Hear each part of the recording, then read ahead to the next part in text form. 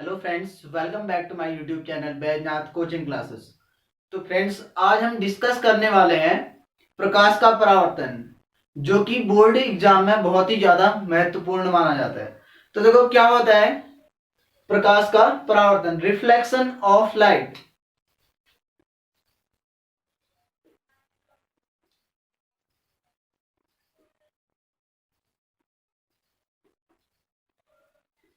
तो देखो प्रकाश का परावर्तन क्या होता है, प्रकाश का किसी समतल तल से टकराकर। अब वो समतल तल क्या हो सकता है, कोई भी दर्पण भी कह सकते हैं हम उसको। तो किसी समतल तल से टकराकर वापस उसी माध्यम में लौट आना, उसे हम क्या कहेंगे, प्रकाश का परावर्तन। तो क्या लिखेंगे, प्रकाश का किसी समतल तल,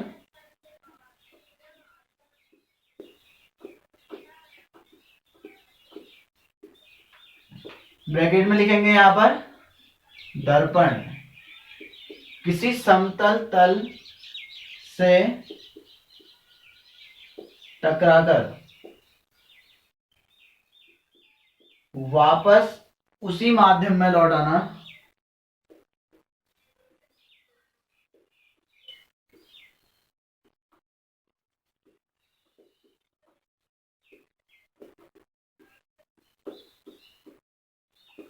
प्रकाश का परावर्तन कहलाता है।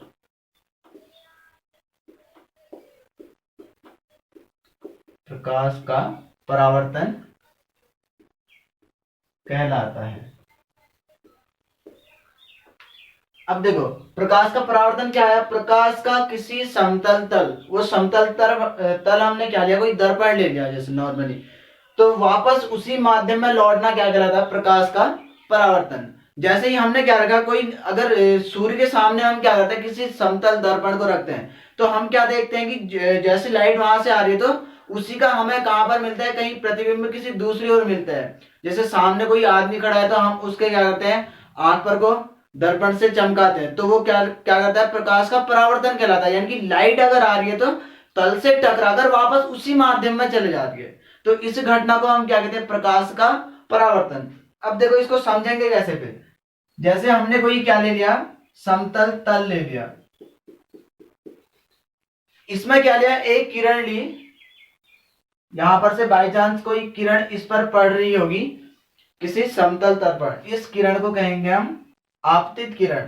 तो इस ये किरण जहां पर पड़ी इस पर समतल तल पर, उसके बाद क्या होगी, ये वापस उसी माध्यम में लौट गई। तो इस घटना को हम क्या कहेंगे, प्रकाश का परावर्तन। यानी कि प्रकाश का किसी समतल तल से टकराकर वापस उसी माध्यम में लौट जाना। अब देखो वापस उसी माध्यम में लौट जाने का मतलब क्या हुआ, जहां से आ रखी है उसी डायरेक्शन में चले जाएगी वो। जैसे वायु से आ रखी है तो दोबारा से वायु की ओर चले जाएगी। अब इसमें उसी माध्यम में क्या होगा, दूसरे माध्यम में, क्योंकि क्यों कहा, क्यों नहीं कहा, क्योंकि प्रकाश यहां से आ रहा है तो केवल उसी माध्यम में चला जा रहा है, यहां की ओर नहीं आएगा वो उसी माध्यम में चला जा रहा है। तो उसे हम क्या कहेंगे, प्रकाश का परावर्तन। परावर्तन मतलब होता है लौटना। तो देखो यहां पर क्या आएगा, ये आपतित किरण होती है, ये परावर्तित किरण, और इस पर क्या होता है, एक अभिलंब होता है। तो देखो इसको हम क्या कहेंगे, आपतित किरण।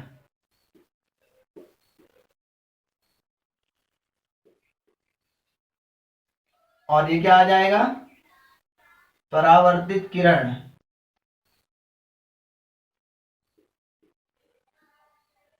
आपतित किरण को कहते हैं हम इंसिडेंस रे,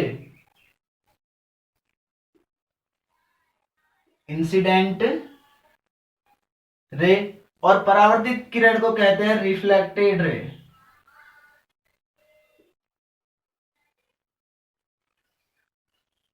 अब देखो यहां पर क्या क्या मिला, आपतित किरण, परावर्तित किरण, और इसको कहते हैं हम अभिलंब, नॉर्मल।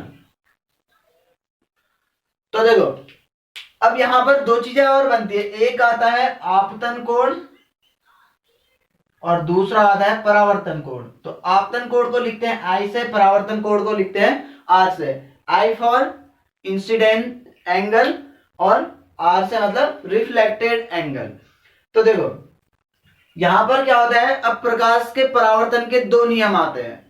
पहला नियम तो ये होता है कि आपतित किरण, परावर्तित किरण और अभिलंब तीनों क्या होते हैं, एक ही तल पर और एक ही बिंदु पर होते हैं। ये पहला नियम हो गया। दूसरा नियम क्या होता है, आपतन कोण आई और परावर्तन कोण आर दोनों क्या होते हैं, बराबर होते हैं, यानी कि angle of incident is equal to angle of reflection. अब देखो यहां पर हमें यह समझना है कि आपतित किरण क्या होती है, परावर्तित किरण क्या होती है और अभिलंब क्या होता है। आपतित किरण,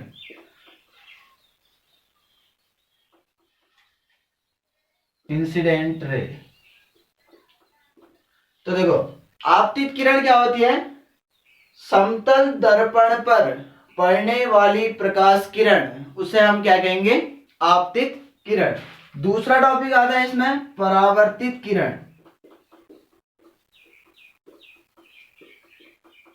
परावर्तित किरण, रिफ्लेक्टेड रे। तो परावर्तित किरण क्या होती है, समतल दर्पण पर पड़ने के पश्चात वापस लौटने वाली किरण को हम क्या कहेंगे, परावर्तित किरण। आपतित किरण मतलब जो दर्पण पे आपतित होती है यानी कि उस पर पड़ती है, परावर्तित किरण मतलब जो यहां पर से वापस हो जाएगी। अब तीसरा पॉइंट आता है इसमें अभिलंब। तो अभिलंब क्या होता है,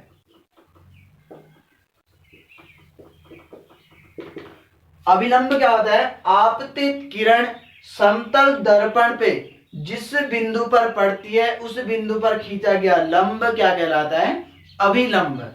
आपतित किरण समतल दर्पण पर जिस बिंदु पर आपतित होती है, इस बिंदु पर खींचा गया ये जो लंब होगा उस लंब को क्या कहेंगे हम, आपतित किरण, सॉरी अभिलंब। अब आता है यहां पर परावर्तन के नियम। परावर्तन के नियम, तो देखो परावर्तन के नियम क्या होता है, पहला नियम होता है आपतित किरण, परावर्तित किरण और अभिलंब तीनों एक ही तल पर और एक ही बिंदु पर स्थित होते हैं। तो क्या लिखेंगे यहां पर, आपतित किरण, परावर्तित किरण और अभिलंब तीनों एक ही तल पर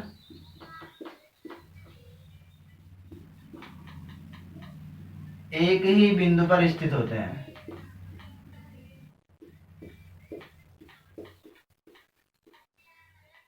एक ही बिंदु पर स्थित होते हैं।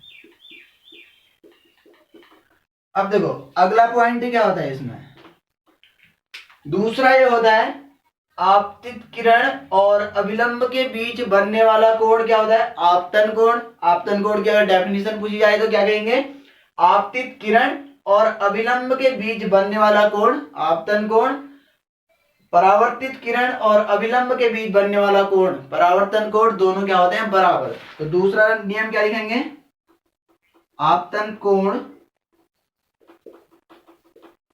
परावर्तन कोण के बराबर होता है। आपतन कोण परावर्तन कोण के बराबर होता है।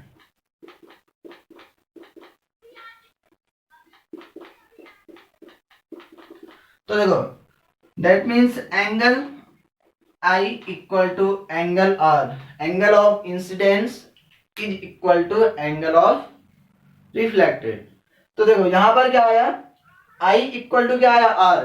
तो अगर इंसिडेंस एंगल की हमको डेफिनेशन पूछी जाए तो हम क्या कहेंगे, आपतित किरण और अभिलंब के बीच बनने वाला कोण क्या होता है, आपतन कोण। दूसरा परावर्तित किरण और अभिलंब के बीच बनने वाला जो कोण होता है उसे कहेंगे परावर्तन कोण। तो इस कोण को कहेंगे हम आपतन कोण, आपतन कोण। और ये क्या होगा, परावर्तन कोण। तो ये क्वेश्चन बहुत ही ज्यादा इंपॉर्टेंट है, बोर्ड एग्जाम में बहुत बार पूछा जाता है। तो इस प्रकार से हमको वहां क्या पूछा जाता है, प्रकाश का परावर्तन क्या होता है और परावर्तन के नियम लिखिए। तो प्रकाश का परावर्तन क्या होता है, प्रकाश का किसी समतल तल से टकराकर वापस उसी माध्यम में लौट जाना प्रकाश का परावर्तन कहलाता है। फिर लिखेंगे परावर्तन के दो नियम होते हैं। पहला नियम क्या होता है, आपतित किरण, परावर्तित किरण और अभिलंब तीनों एक ही तल पर एक ही बिंदु पर स्थित होते हैं। दूसरा नियम क्या आएगा, आपतन कोण परावर्तन कोण के बराबर होता है। तो इस प्रकार से हम क्या करेंगे, अगर ये क्वेश्चन पूछा जाएगा तो उसको वहां पर डिफाइन करेंगे।